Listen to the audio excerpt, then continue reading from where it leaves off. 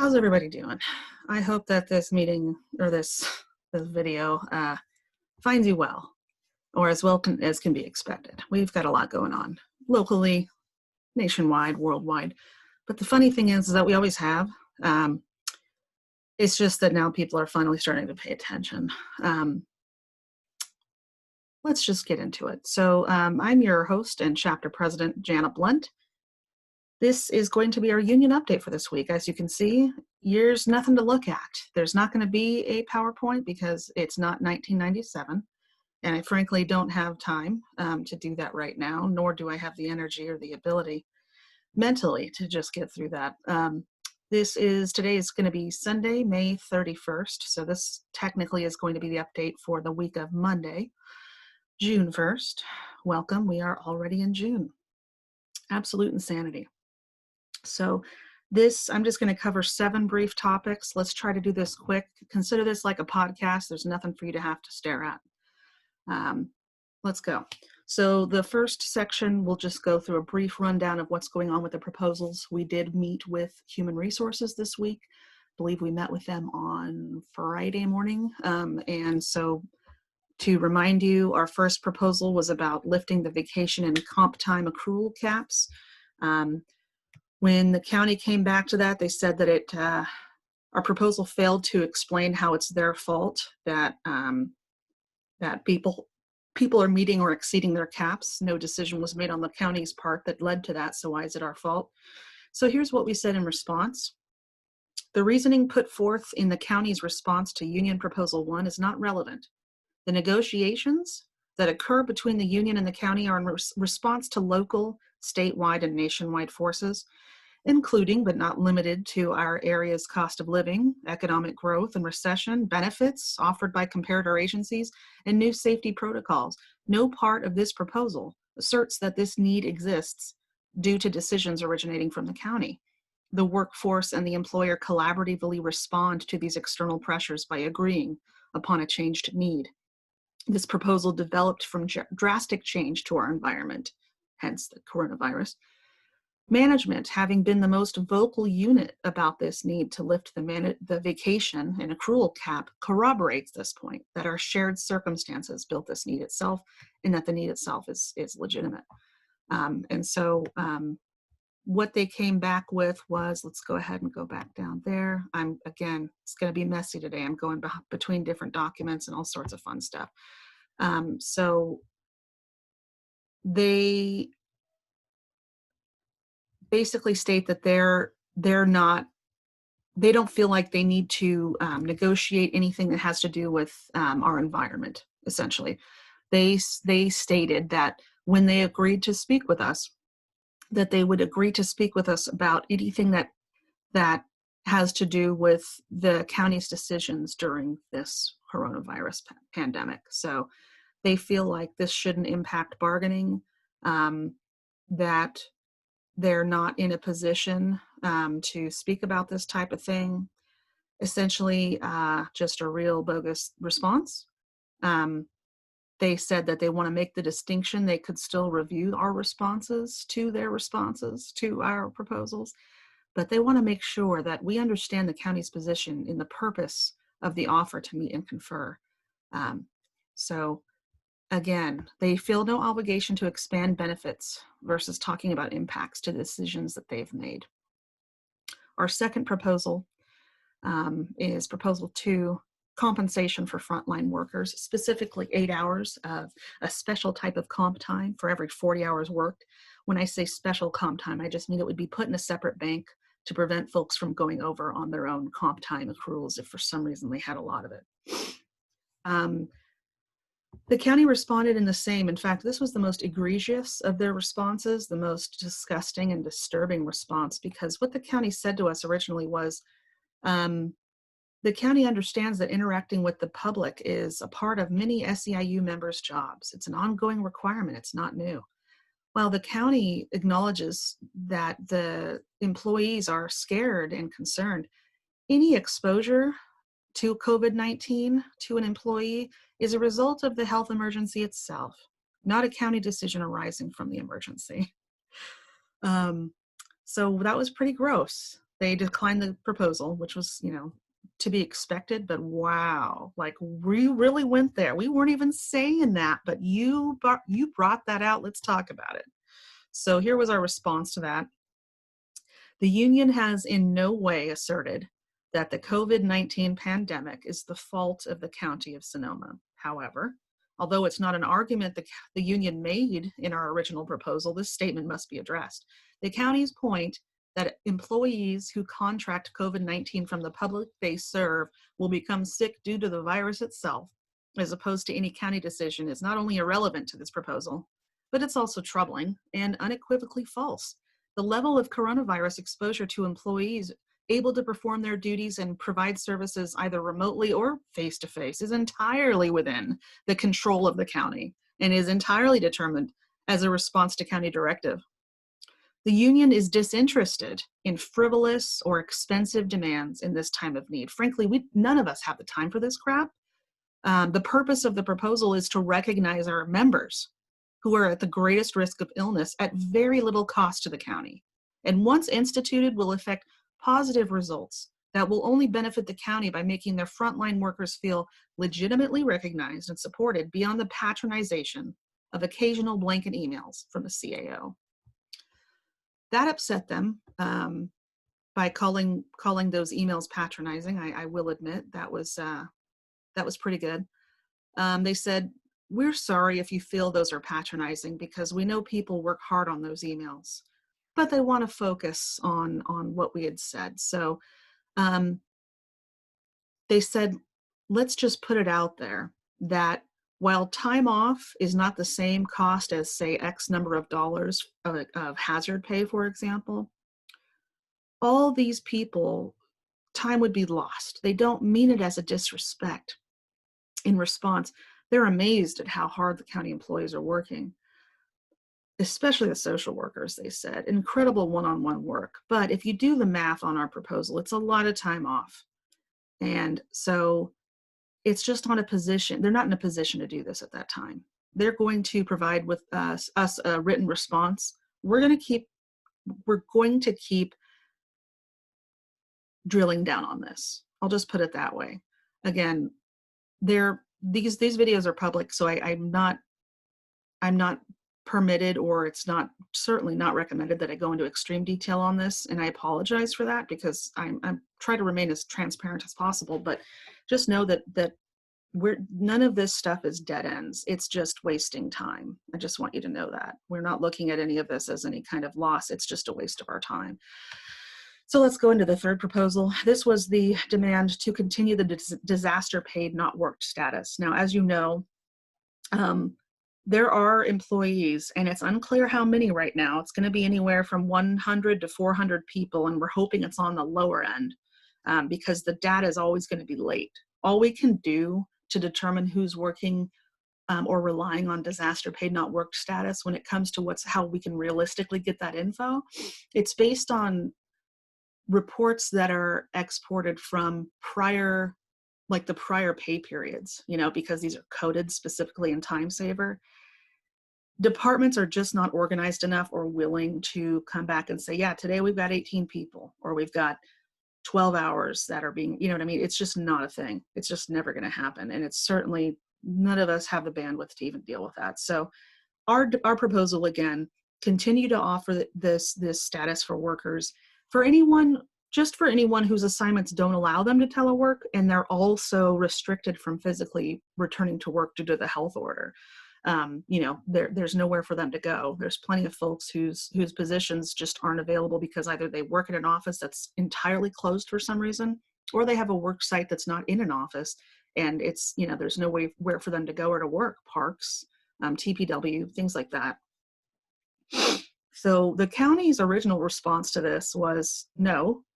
And on top of the no, this is not a status that's going to be available past June 1st. Now remember, tomorrow is June 1st. Monday is June 1st.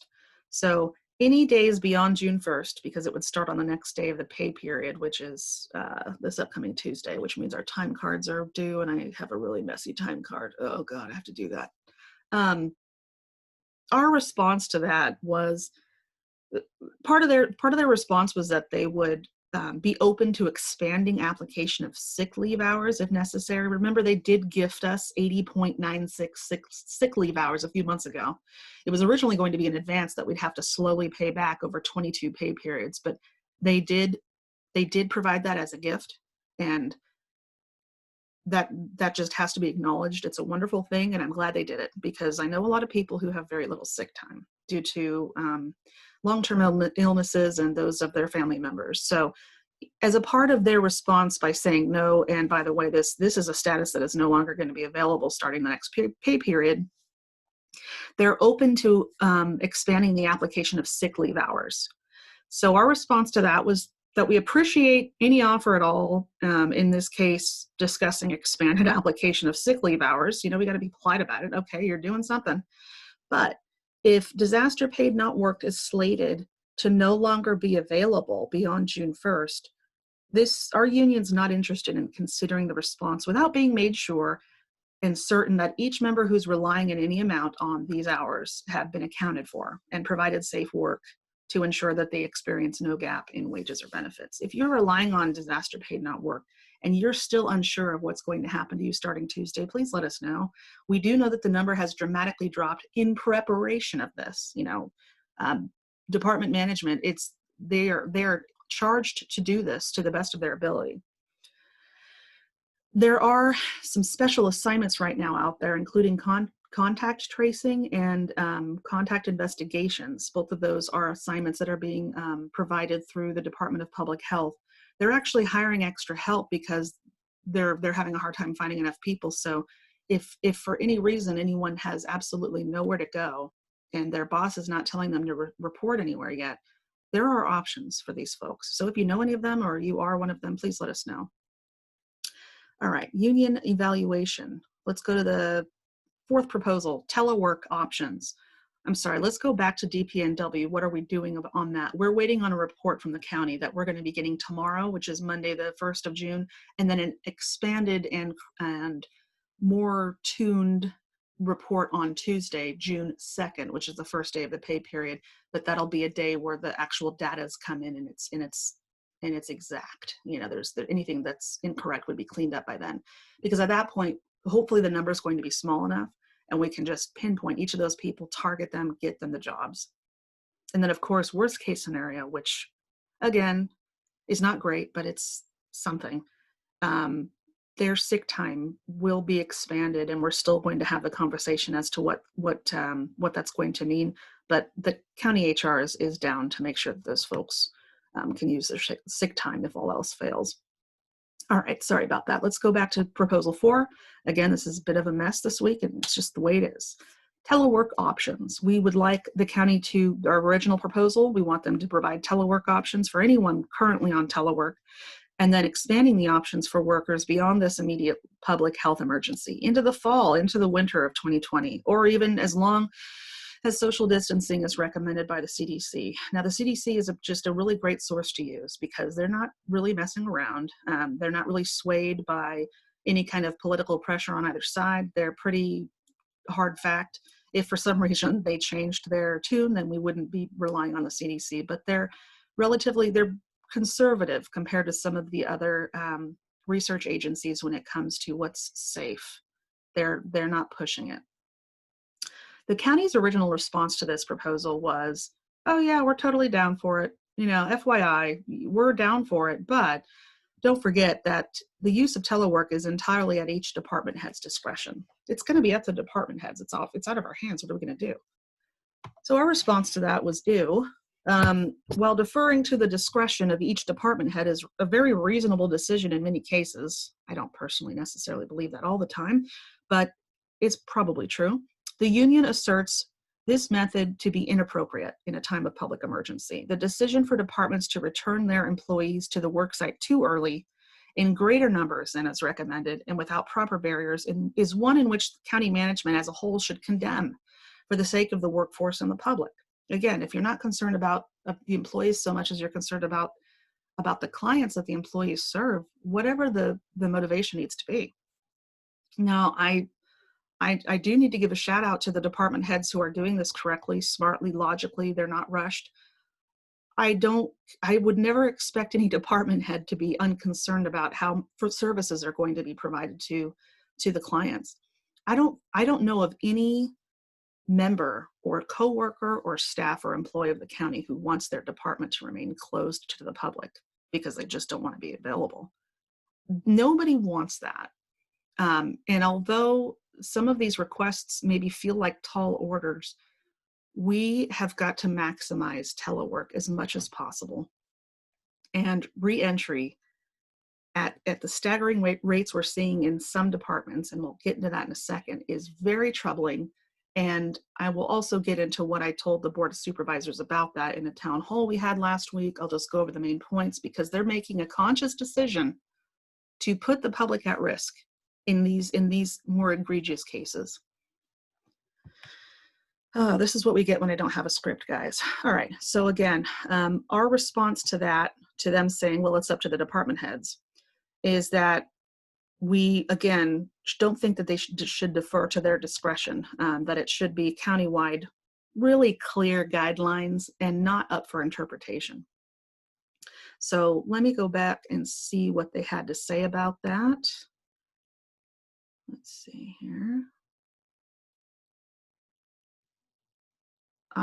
Okay, I've got the notes here. So I'm gonna save that for our HSD section, because HSD is the superstar of this whole scenario. And I know that's not necessarily a good thing to be. Union Proposal 5, safe return to the workplace. We want to ensure that the county and the union is negotiating prior to reentry, and in regards to workplace reentry plans as they're developed countywide and for each department. We want to be part of the process to ensure safety. The county's responses, absolutely. We consider safety to be our #1 priority too. And the only thing that the county requested specifically was, okay, there's a lot of departments. It might not be realistic for us to have an in-depth meeting on each and every work site, especially work sites that are doing things logically or have no extreme risk because of the fact that they're really small, et cetera, et cetera. Do we really need to meet? And so our response to that was, yeah, we are certainly okay with prioritizing work sites. In our case, the factors that would determine this are the dates and times and timelines on reentry, sizes, the amount of employees, things like that. So we said the union greatly appreciates this commitment to cooperation and does not disagree that excessive meetings are not realistic. Although continuance of a work site operation does not mean there aren't reentry procedures to review, the union agrees to prioritize the work sites of greatest concern based on multiple factors, including but not limited to reentry timelines, like I just said, decisions by department management, nature of work, number of employees, while continuing to receive and examine the mitigation procedure checklists each department is submitting to risk management. So that's something we're doing right now. Those mitigation checklists were due this last Friday by each department. So HR has been emailing those over to us as they receive them. And as soon as we can get some time, we're going to sit down and look at all those on an individual basis, each of us as individual chapter officers, and of course the union as well. So we added to that last response, in acknowledgement of the CDC's newest work site and office safety guidelines, the union continues to call for physical barriers between employees where necessary, as well as between employees and the public in all lobbies, in all publicly shared spaces. As previously discussed, lobby reentry specifically is an individual plan for each applicable department in which the union stipulates direct involvement, which means we must be involved. So they actually came back to us with some good news on this bad boy. There are plans, and let me go ahead and open these plans up. There's an initiative to reach out to all of the departments and assess their needs for barriers and their lobby spaces. This is from the risk manager of the department of the county. General Services has worked with all of the departments to identify the lobbies that don't already have a barrier in place. Many lobbies are already set up with glass or plexiglass around their lobby areas, but the ones that don't, and there are many, they have established a prototype that's a standalone sneeze barrier, and departments have identified themselves on a basis where they don't currently have any barrier, blah, blah, blah. Risk management has hired a public health hygienist that they've worked with, and they helped us to establish the dimensions. So General Services and Leah from General Services and Mark from the architect's office have put in an order for these prototypes. There's actually one on display at General Services. And if you want to see that, I'll send you the picture of it. Again, there's nothing to see here, sorry. But they put it in an order late last week, probably Friday. So we asked them about the timeline on that. Well, what does that mean? When are these things going to be installed? And so what they said in response to that was they should be able to turn those around within a week's time.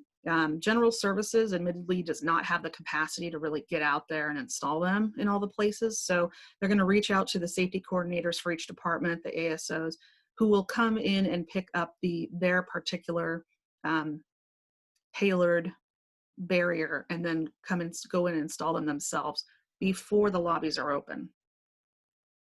All right.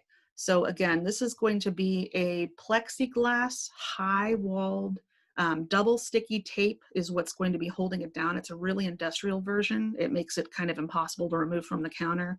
These have little front slots for things to be able to be passed, but essentially it's a giant sneeze guard.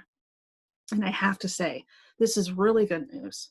This was one of our biggest concerns. And why is that? Well, although each department is going to have what they call a hygiene station as soon as you enter the public, customer lobby, that station is going to include paper masks for people who don't have them. It's going to include hand sanitizer. And they're going to be requested, put on a mask if you don't have one and sanitize your hands. If they refuse, according to HR, those people will be provided with the contact information for that department and be asked, well, then call us or go online and here's how you can get our services. They're not supposed to be admitted into the lobby. I don't know how well this is going to be enforced. Many departments deal with individuals who are going to be less likely to want to comply for a myriad of reasons that we don't need to go into. Some departments, it won't be a big issue. But I'm going to go ahead and assume that other than the crisis stabilization unit and the sheriff, there's not any security guards posted to the extent that I'm aware. So aside from a few examples of that being the case, what are we going to do? Physically prevent them from coming in. So there's going to be a case here and there, maybe at economic assistance, maybe even at the clerk, recorder, assessor. At any of these departments, we could be dealing with people who refuse to remain hygienic and refuse to follow the public health order. Okay, so those are the 5 proposals. That's where we're at on those. I just wanted to give you a quick heads up. So I guess let's talk about the sheriff right now. As you know, it's an absolute sideshow. Regardless of how you feel about it, I just want to remind everyone that, we're not going to be able to duck and cover forever. I get that. And for the more conservative folks who are part of the union or the people who are more in support of Sheriff Essick, just let me remind you that the frustration should be there. The frustration at our scenario and our situation right now should be there. The anger when it comes to what's happening to our small businesses, what's happening to people who are just trying to go to work so they don't end up being homeless. Those people should not have to suffer.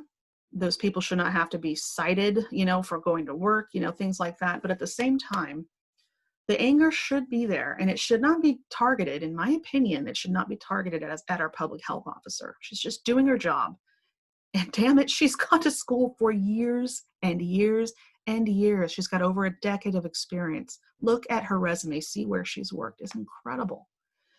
Now, that doesn't mean we need to worship doctors, but we should have a healthy respect for them and understand that in this case, she knows far more about what she's talking about than Sheriff Essick does. And he has a responsibility to his community. His anger should be there, and his anger should be targeted in the right area.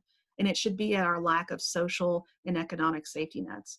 It should be at the bailout of the corporate entities and the ultra wealthy, and understand that bailout didn't go to the people who needed it the most. There should be frustration there. If he really is concerned about the small businesses and the employees who don't work at jobs that they can stay away from, the people who don't want to be homeless, That doesn't mean that he needs to put the rest of the county at risk. I'm really, really hoping that he finds his way and understands that his anger is misguided. His frustration is okay. It's okay to be frustrated. We're all in a messed up place right now. We're all doing our best. I did put out a message to him at this town hall, that's so-called a workers' town hall, that Linda Hopkins and Susan Gorin, as well as Mara from Jobs for Justice and Maddie from the North Bay Labor Council all hosted. And there were many different workers from the community, many undocumented. We had nurses from Kaiser, we had teachers, and then I was also a panelist on there. And I did hijack my time and did send a message out to Sheriff Essick, and that's also on this YouTube account if you wanted to check it out. I'm really mad at him. I'm really upset for the people who work for him. I've gotten a lot of messages from people who work at the sheriff who, of course, are not in a position to tell him how they feel or to tell their management how they feel. And I wouldn't put that on them, but they're embarrassed, they're humiliated, they're ashamed. All right. So when it comes to the sheriff, I'll come back to that at the end. So general reentry information.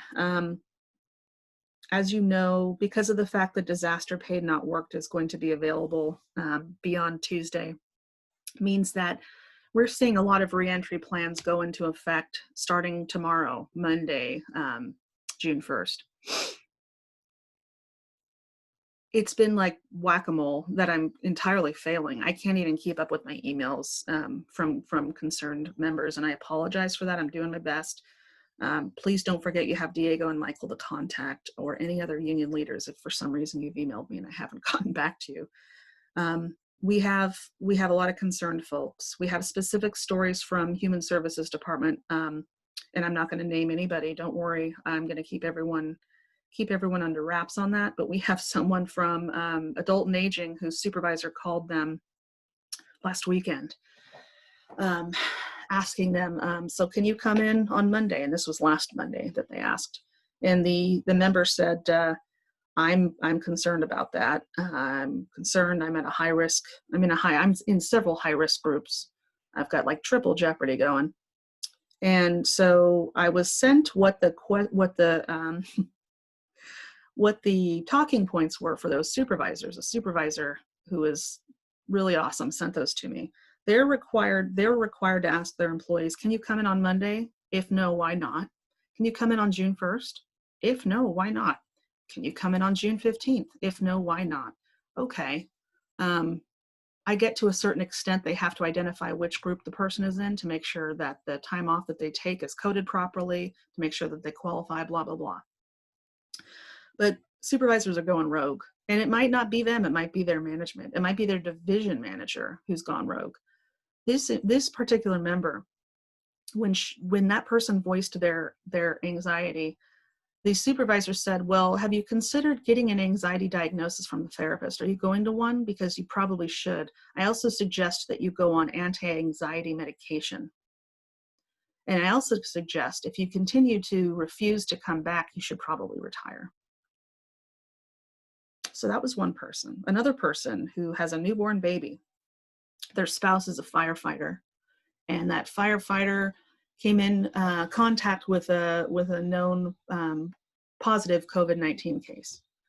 As I'm sure they're not the only one. Being in law enforcement and in firefighting, I'm sure it's just, again, a wreck. This person went to their supervisor to let them know, I'm married to someone who came in contact with a publicly known positive COVID-19 case, and the supervisor was unconcerned. Supervisor said, you still need to come in. There are so many other stories like this, so many others. And I did speak to the ASO of HSD. All these stories are pretty much coming in from HSD, I will admit. Statistically, that's going to be the case. They're the biggest department. And they're definitely pushing reentry more than anyone else. The ASO wanted me to forward on the information about that so they can, quote unquote, tailor the message to management to kind of lock down the guidelines. What if you had HIV People are being asked, which risk group are you in? What specifically is keeping you out? What are you supposed to say? I mean, let's go into all the different violations that entails. So again, please be cognizant of what you're being asked and pause before answering, because there's information that you don't owe them. There's information that by all means they have to collect. They have to document. They have to say, okay, person A is in a high risk group. They're concerned about returning at this date, whatever. They have to report that information back. They have to figure out who's coming in. You know, nobody is expecting, in my opinion, no one's expecting anything unreasonable. But what are we doing here? What are we doing going from 0 to 50% of your time spent in the offices? Now, I understood what the reasoning was. They want to be equitable at HSD. Okay, you have a limited amount of telework available. I should say a limited amount of VPNs, a limited amount of mobile desktops, virtual desktops. So someone's going to have to come in because DPNW is no longer available, right? Well, we don't want just the same old people being forced to come in all the time. We want to be equitable. Keep that in mind. I get that. Now, what's the solution to that? Obviously, the most ideal solution, expand your VPN capabilities. Just get it done. Tons of money is being spent on other things, like leasing new buildings that aren't even necessary, things like that. You got to get creative. So our number one priority would be, if it were up to us, just so you know where we stand, expand the VPN, number one. Number two, do not go from 0 to 50%. Do like probation, go from 0 to 25%. Do that for a month, then try 50. But you really need to do this more gradually because otherwise you are making a conscious decision to put your employees and their clients at risk. Our cases are only going up. We're in worse shape now than we were when we closed down. Argue with that. Try it. All right, I'm going to try to put together a Worksite meeting at some point this week. It might end up being next week, but I know we just need to have a chat. I need to see how everyone's doing. Fairgrounds Layoffs, they're looking to lay off about 12 people. Those people are heroes. Those people have been calling, texting, and emailing the Board of Supervisors in addition to us. We are pushing that management. We're going to be meeting with them again on Monday. We are pushing a narrative. We do not want them to get laid off effective June 30th, which is what the plan is. We want them to push it back to at the very least September. We're finding them other jobs elsewhere. We got one person who's 18 months out from retirement. So this information was sent to us the night before our meeting on Friday. We had information requests that we put out over a month ago, and they sent it to us at about 11:30 p.m. the night before the meeting. It was a real train wreck, guys. So I immediately requested, okay, well, we definitely need another meeting before you go to the Board of Supervisors for approval on this, because we haven't even had time to look at this crap. So we did. We scheduled one for Monday, which is tomorrow or today, depending on when you look at this. And we've already started our campaign to hit the Board of Supervisors hard that this is unnecessary and it's premature. They are looking at some major funding issues. They're making this decision for a reason, but it's happening too early. And we have people who have bravely spoken against incorrect information that management has presented in that meeting. I, again, am really proud and impressed and I admire these people. These are people who are fighting for their jobs. They're fighting for their livelihood. Imagine working for the county for 20 to 30 years, being 18 months away from retirement. After serving that amount of time, having taken a pay cut to go into the public sector, knowing that you have something at the end that you've worked hard to earn. You have the ability to retire, which is just such a dying option in this world, and being told you're going to be laid off. Thanks for your service.